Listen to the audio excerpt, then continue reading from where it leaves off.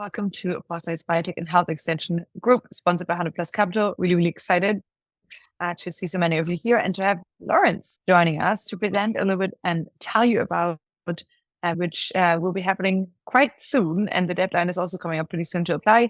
And it's a longevity-focused city with the purpose to accelerate progress on longevity research and potentially make death optional. That's quite the mouthful. So I'm excited for you to tell us a little bit more about what you're hoping to plan there and how people can plug in. And then we'll have a bit of a Q&A afterwards and here in the chat as well. So feel free to already drop your questions and comments here in the chat. I'll be monitoring them and then we can surface them to Laurence and I'll share a little bit more about you and about the project here in the chat. So thanks, Laurence. Welcome. And the stage is yours. Go for it. Thank you. All right. So yeah, it definitely is a moonshot effort in this fight against diseases, aging, and death itself. So if you want to live, listen up. Life extension is the defining question of our mortal existence, right? For me, it's about freedom from disease, both personally, also for my loved ones and humanity to think long-term, for my grandma to keep her mental faculties, for my grandpa to be able to keep up with my sister on the dance floor. And I think society is just not doing enough. This is the number of deaths each day. That's 1 second, one life. And it adds up to this crazy number of 40 million deaths per year. And people really have scope and sensitivity about that. Society just doesn't see aging as a problem. This is the percentage of your taxes that go to aging research in the US. What if it was 1,000x more? What if we chose to stop fucking around and came together to really get a grip on this scourge that aging is? How many people around you are like-minded, right? And agree that bringing aging under medical control, longevity, biotech is the most important thing to work on. And we have this silver tsunami coming. This paradigm of keeping people in a poor state of health for longer, that is the medical paradigm today, is just economically unsustainable. We have this inverted pyramid with already more people over 65 than people under 5 since last year, basically. We have a decreasing aging population. The alternative is that we can have a longevity dividend where 1 year of extra healthy life pays trillions in dividends to states and society.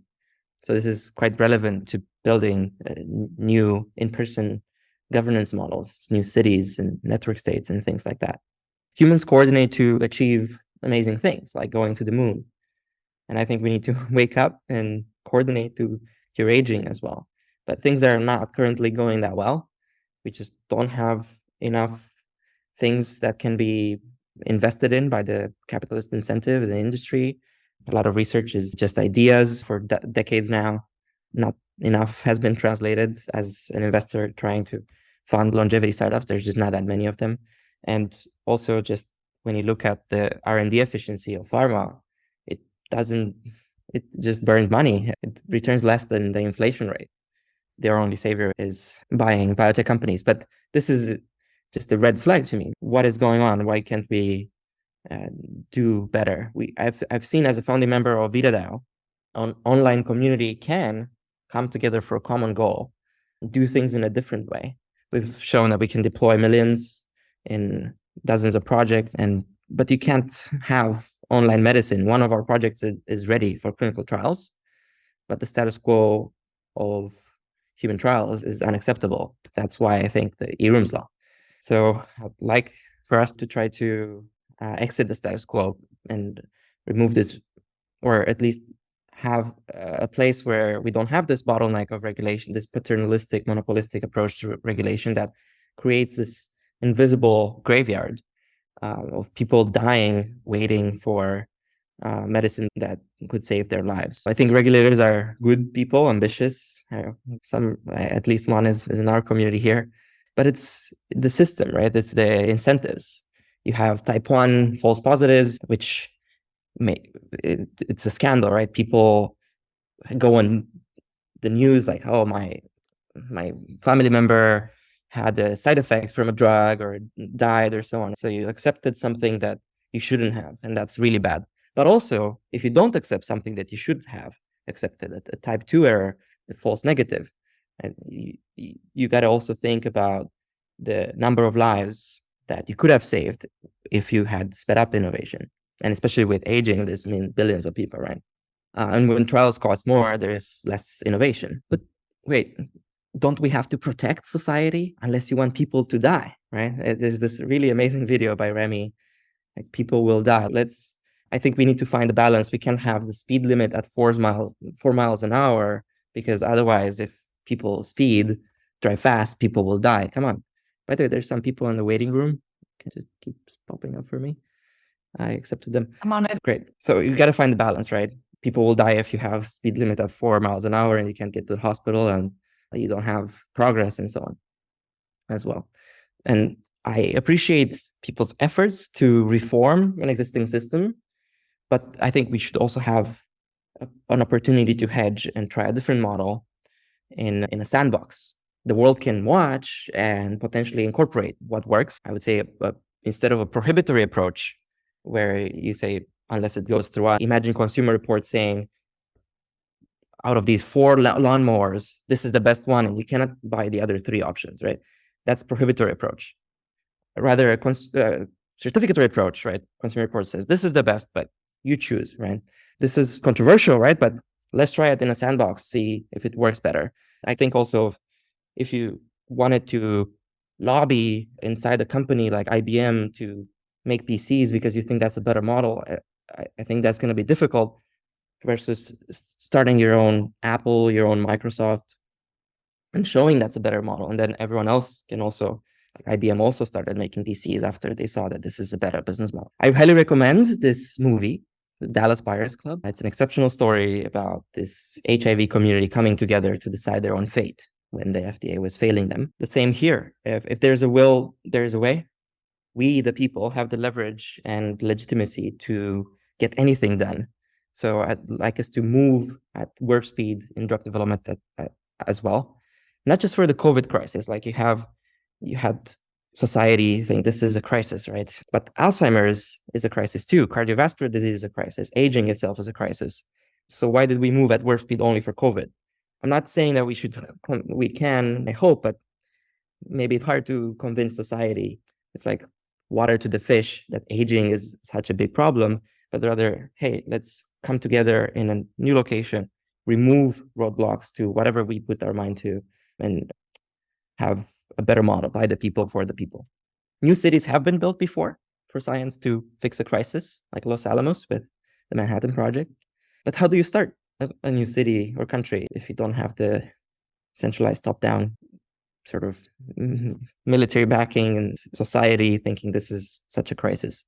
Balaji Srinivasan came up, so basically started this movement of how do you have a community that has been aligned and show that they can be effective in collective action, like VitaDAO, for example.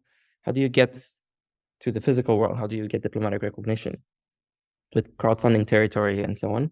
I think there's still a big gap from how do you get from a VitaDAO online community to being recognized as a network state, and whether you even want that type of recognition or whether you want just your community to have some autonomy on some aspects. As an MVP, we thought, let's start by stepping one order of magnitude farther than co-living spaces and conferences in both number of people and duration.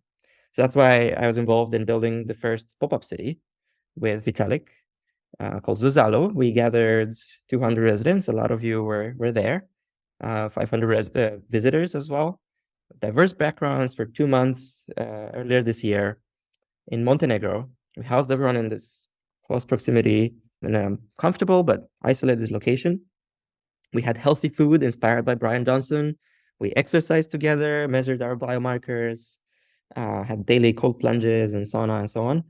And next, another pop-up city for 2 months in the Caribbean island of Roatan, a tropical paradise where we're seeding this permanent city, this society aligned around making death optional, where we can try out this better regulatory framework, flip the model on its head, think from first principles, what do we want as a community, and govern ourselves. So we can escape the winter and build this city.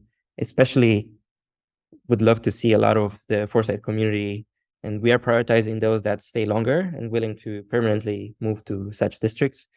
We have about 20 seats left. We accepted 180 people out of 200. And if you think that this is an important goal, I'd love to see you there. More details on the longer term vision of Vitalia. We don't want to have a single point of failure. We want these pop-up cities to seed multiple locations. We want to do these in many locations, go back to Montenegro as well, but also Zanzibar and so on. We have a few hubs around the globe. We have a big vision to have already a permanent district within the next year and make pop-up cities in places where we could have special economic zones, where we can create our own laws and regulations, and long-term have over 1 million residents in these 3 to 5 city locations and create a lot of value in terms of finances, but also, of course, what's most important, healthy life years added. These are the top 5 locations we've been looking at. Prospera in Honduras is the one where we can already have, is the only one where we can already have the autonomy to do anything we've ever dreamed of. And it has already been successfully used for biotech acceleration. By the way, I can go into these and others in the question section. I don't want to speak too much. I want to decentralize this conversation and spend more time on questions. So we had the Minicircle company do already a phase 1 trial that passed with 44 patients. We had Brian Johnson come a few weeks ago here, do the follistatin gene therapy, and they have 800 people on the wait list. They're doing clotho soon as well. It's really interesting as a new model that can move fast and be cheap and actually charge for people to try these therapies and get this data. So you don't have to necessarily spend money to do clinical trials, right? Maybe except for safety, but then for efficacy, just you figure it out as people buy it and are the first ones to try something. There's also this long arm clinic has been around for a while. It's well respected, with the founder being Dr. Glenn Terry, ex-head physician of the US Olympic Committee. It has IRB authority, and also partnering with the Pristine Regenerative Medicine Hub that is being launched soon, doubling down on the regenerative medicine stuff, but also more and more with partnering with small companies and groups that want to do longevity trials. And we'll have, by the way, 3 independent groups doing some trials during Vitalia. The location, it's quite well connected to the US. There's only 1 direct flight to Europe, but it's a tourist island. It's very safe. It's safer than most states in the US. And it has over 1 million visitors annually. This is an aerial view. It's really amazing. I really get utopian vibes living here for about a month now. This is the main location. So from above, I hope you can see my cursor. The Pristine Bay Resort is basically this one, this beach club where we spend most of our time. Las Verandas Hotel, also villas. And then on the left side, we won't do much there, but this is the original jurisdiction green space where Prospera has built the Beta building initially, and then the Duna Tower, which is almost ready. It's looking quite close to completion, but we cannot stay in it by the end of February, most likely. So we'll just use the villas. This is the Beta building close up. It's the first thing they built, and it's a co-working space as well. Also a circular factory with robots, building all kinds of cool stuff there that we use. Another view of the main location, the beach club, the pool, the actual beach in the residential area here. The beach club has a lot of amenities, and we're actually changing it and building a lot more. Of course, co-working space, very important, multiple co-working spaces, silent and more social areas, restaurants, bars, gym, quick walk to most of the residences, but also we'll have shared cars and golf carts for those that stay outside of the jurisdiction. So we have a district within the jurisdiction and district outside, as a smaller location. This is the beach. It really looks amazing. The Las Verandas Hotel, villas from the inside is just luxury. We really got a good price on all of these and subsidizing stays as well. So people can stay much more cheaply than they otherwise would on a vacation. There's a lot of space to build. We can build in the physical world. It's a sandbox. We at least want to have a Temesgal song built together and then use, of course. A lot of people have been asking about, what about family? What am I going to do with my kids? We have a Montessori school and also certified babysitters and nannies available. So there are childcare options. There's also a group with all the families bringing, just coordinating and so on. The local community is mostly English speaking, better accent than I have. Of course, they're used to tourists and former British colony, very friendly, much more well off than the mainland Honduras. I see it's almost like, it feels like two different countries. Majority doesn't really know or care about this jurisdiction. They just see it as another development, but there are some media scare stories. There's a lot of debate around these things, like Prospera and many other chartered cities like this in jurisdictions. So again, as a recap, be on this island January 6th to March 1st, co-living and co-working with 200 amazing entrepreneurs, artists as well, scientists, innovators, come together to make that optional. 100% crypto economy is available, $1,000 to $4,000 per room per month. And I highly encourage you to apply after December 5th, because after that, we will accept everyone in the cheapest and best rooms by then. And we'll keep the most expensive rooms for VIPs that come at the end, last minute. But there are scholarships available if you apply early and contribute. Happy to discuss. Take questions. By the way, I forgot to say that Nicholas is my co-founder and he's right here. All right, you all. Wonderful. Thank you so much, guys. That was a really great overview. And I'm sure many of the slides, there's an opportunity to dig more into them as well. So I don't know if anyone already has questions. Feel free to collect them in the chat or raise hand. Okay, we have a few hand raises already. And then I get to the chat questions after. Neo, why didn't you start us off? Yeah, first, thank you. You always learn something, but I have really two comments. First of all, your motto is death is optional. Making that optional. Sorry?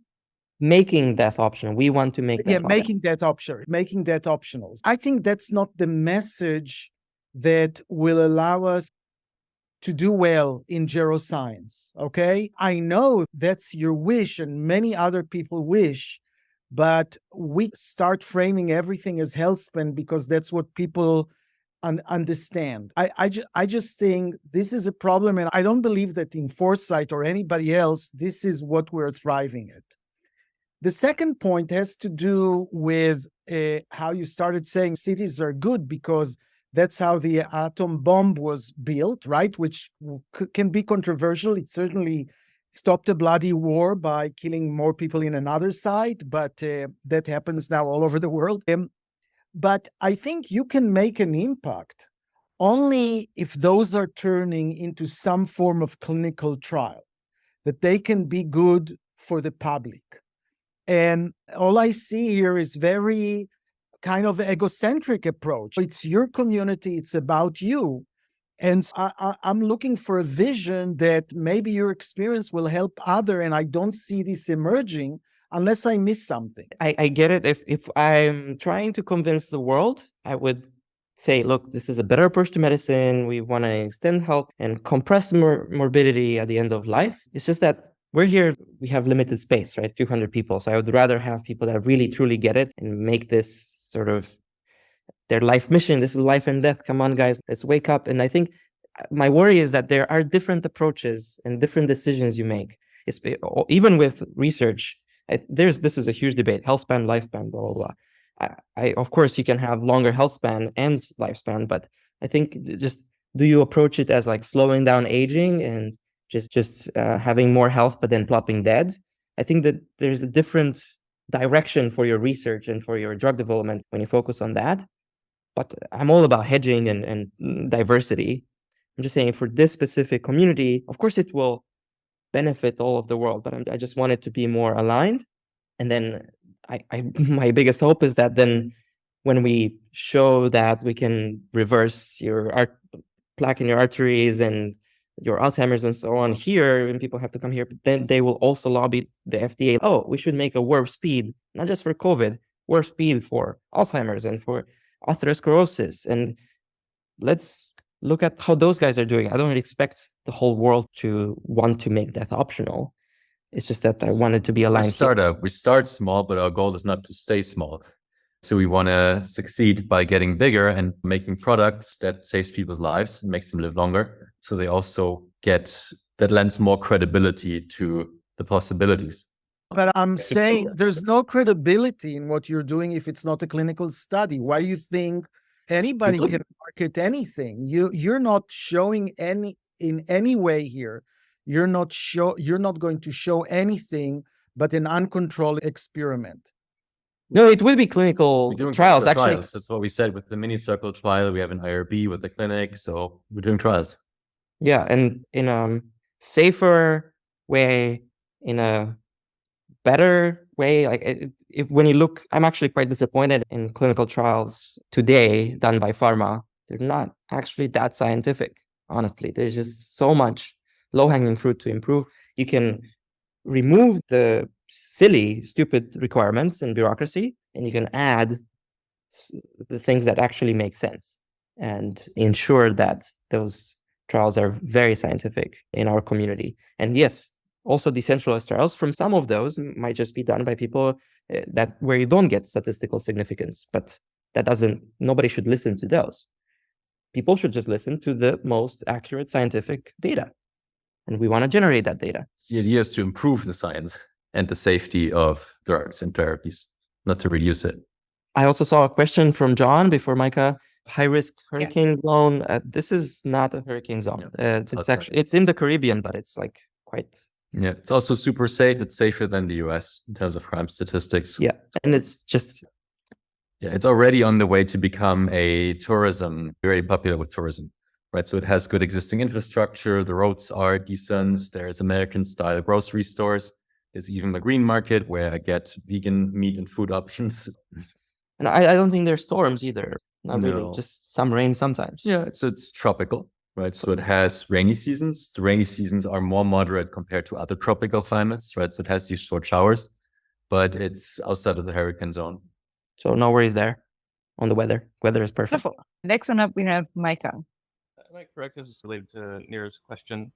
Am I correct that Minicircle is currently working towards FDA-approved clinical trials, or just starting with the local trials and Prospera, and then if things go well, their plan is to migrate to FDA? Okay. Yeah, they're already doing in Japan as well, and then they're to Japan and Dubai, and eventually also FDA in the United States.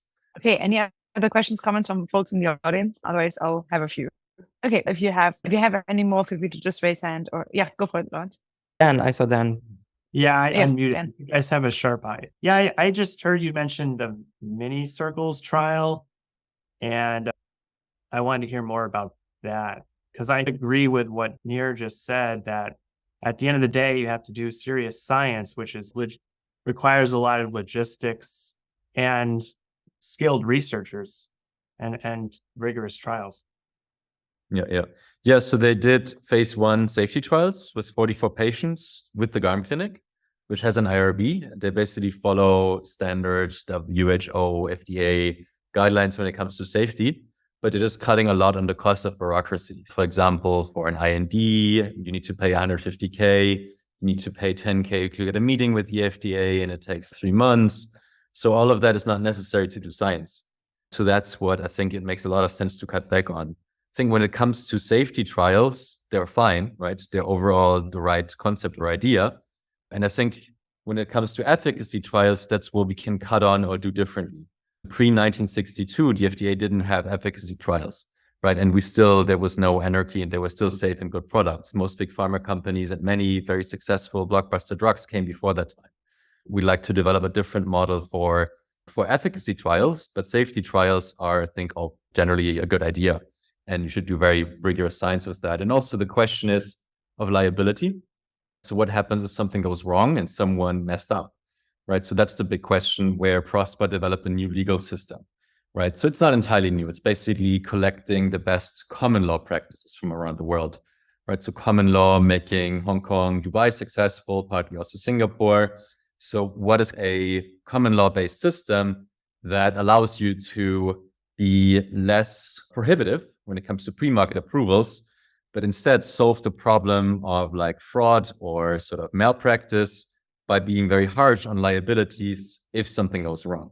So that's also a very strong form of regulation. And then Prosper had this very novel idea because for some things you want pre-market approvals, right? For very novel things, biotechnologies especially, that have the potential to have very large population level risk potentially. So what you want, or what Prosper is creating, is an insurance market to assess regulations, right? So you have mandatory liability insurance, right? Or very harsh common law penalties, right? So this way you effectively, the insurer becomes your regulator.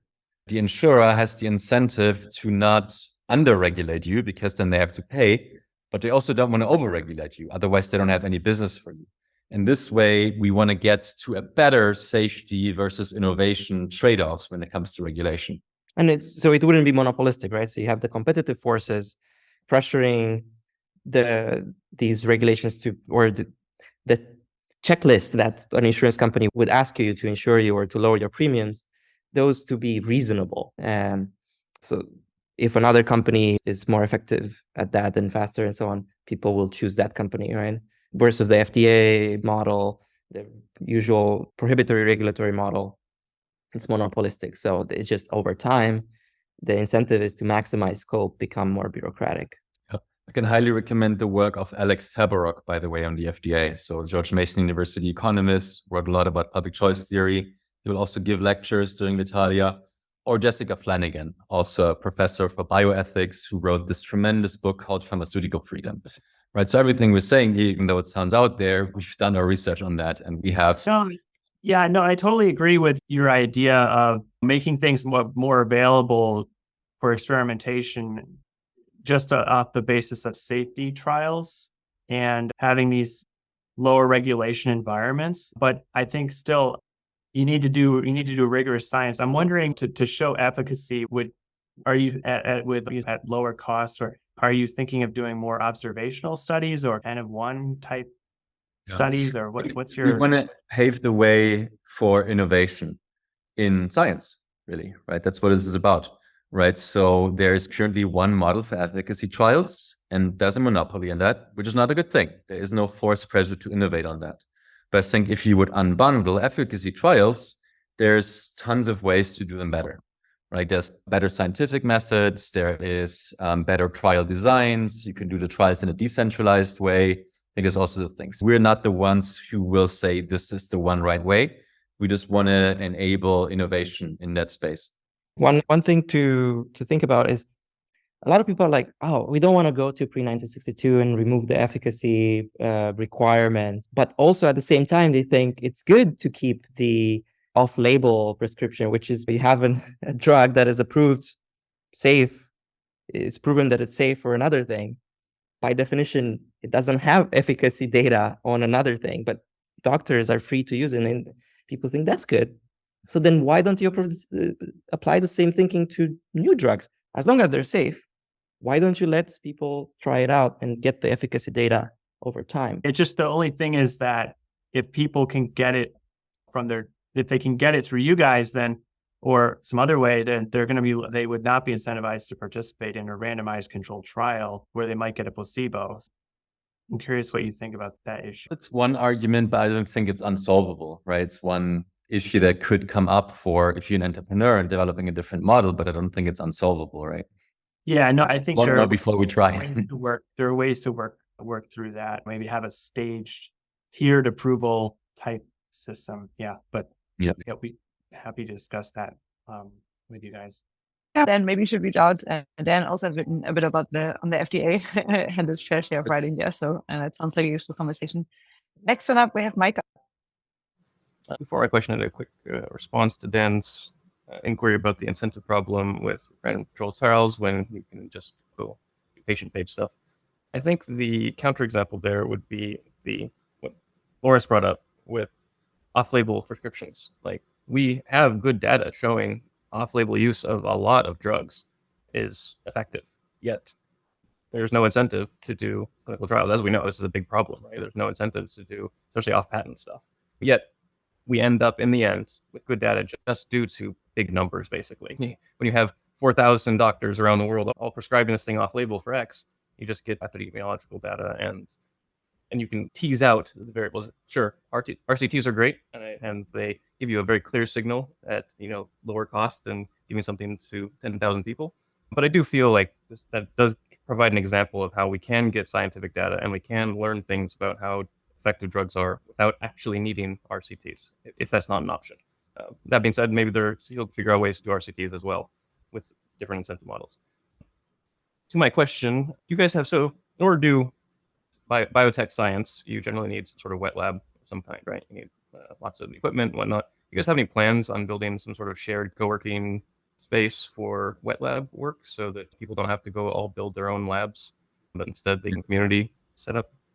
Yeah, there's already several groups underway. So what's really great is we're building a community that does things in a decentralized way. So there's several Telegram chat that already built together like a huge list of supplies that we're going to partly fund and also partly crowdfund to have the equipment here for a wet lab and a bio makerspace.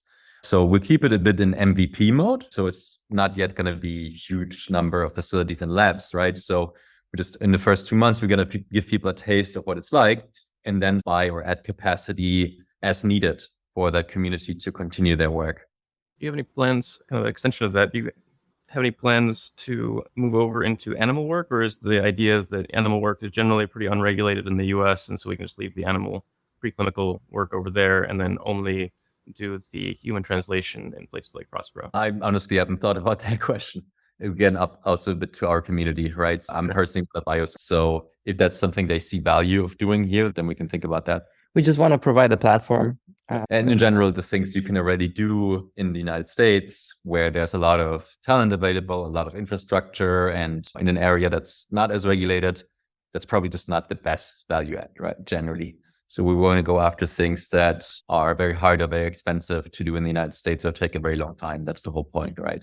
And all right, we have another comment from John as well, but I'm also really curious on the long run. What are your plans if this works well? I know that you shared a little bit on that already, Laurence. Like you had like different kind of like long list, short list proposals on there. But if you have any more plans of how you could be rolling this out into more of a global community, pending the kind of like V1 or the MVP here goes well, then what is like more of a long-term vision where this could be perhaps also benefiting more people over a long time, or really could be becoming its own more of a community in itself. If you have any ideas here, pending the first experiments, that would be yeah. So a big part of the reason why we want to have a decentralized city that's in 3 to 5 different locations is one, have no single point of failure, and the other also drugs or therapies and healthcare is delivered offline.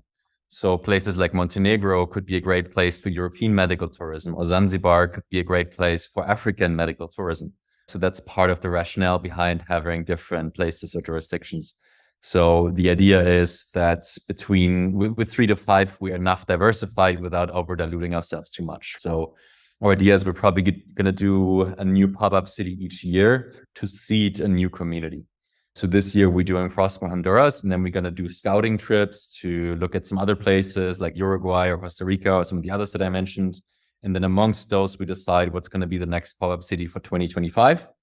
And for each pop-up city that's successful is defined as that we're going to have a community there that's willing to develop this jurisdiction long-term, right? So the seeding of a community that can then continue on to build businesses, to live together, and to build these districts that we want to build. So it's very inspired by Balaji Srinivasan's vision of the network state, right? So I've been in that space for a while now. I did a VC fund based in Prospera. So I've looked at all the different network state projects and all the companies that go through it. So I think what we're doing with Vitalia is really a strong articulation of that kind of strategy, right? To do both galvanize an online community like the ones we were in with VitaDAO, with the Ethereum community, and build and crowdfund and go into the physical space where we can innovate, or we have one commandment, moral innovation, life is good and death is bad, and build those spaces out to deliver on that moral innovation. Awesome. Thank you. We have another question from Micah, who just raised hand.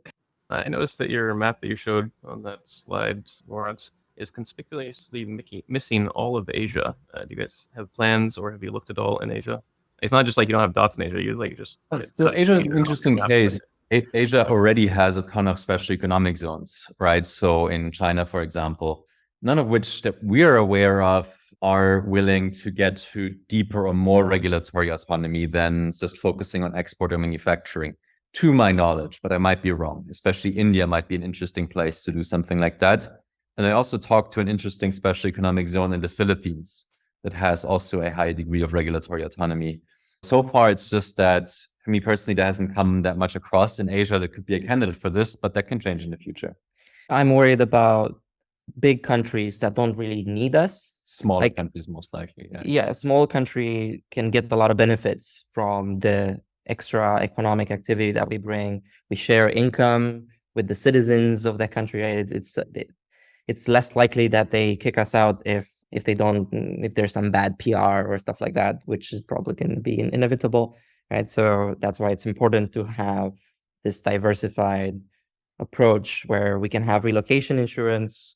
And so if we need to move from one location to another, the insurance. An important part of our strategy is also, and that's what I learned in Prosper in Honduras, to have a very strong local grounding, right? So in Prosper, for example, 60-70% of the residents here are Hondurans, right? So we're bringing like educated Hondurans from the mainland to whom it's a better opportunity to go there than to leave their country. Like 300,000 people are leaving the country each year, and local service workers that get much better wages.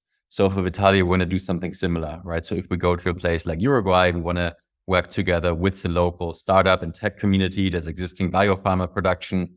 So that's a very important part, I think, of a strategy to build these hubs to really deliver very strong positive externalities to the place where you're in. I think one exception could be something like Dubai or Singapore, where they could really I don't think Saudi Arabia is the place to go necessarily for us, but open to discuss in general. But with Dubai and Singapore, I see them potentially actually getting the mission and being aligned with us, and not just that they would benefit financially. We start small, but the goal is not to stay small, right? So if we inspire the FDA to like remove one of the very expensive parts of the regulation because they see it working here with us, hooray. Like, we want that competition. That's great. That's saving millions of people's lives. That's what we want. If other bigger jurisdictions then say, hey, I like it, I want that too, you're free to do so. Maybe we largely also open source it and show how we did. So the goal is to live for as long as possible, as the science and technology allows us. So awesome. Thank you. Are there any more questions, comments from anyone here? All right. Wonderful. I want to give you the space for a final few words. If you want to pinpoint people to any action items that you guys want people to take. I know that you have the slide up here, but it could be good as a rounding to say a few more words on this issue. Yeah, sure. So I know it's a bit hard to believe sometimes when you just hear me or us speaking about this, right? The best thing to really is experience it in person. We had this huge DeSci longevity conference here last week, and many people are like, wow, this is a miracle. Also, when I went here for the first time, I read Scott Alexander's article about it, and I was like, this sounds too good to be true. But when I came there, my expectations were even exceeded. Like, it definitely has a utopian vibe to it. It has a really great and capable team behind it with very strong ethics. And most of all, what made me stay is it has just a lovely, amazing community of people. Like, people that have been from Honduras, that have been lawyers and have been trying to get something like this working for 10 years.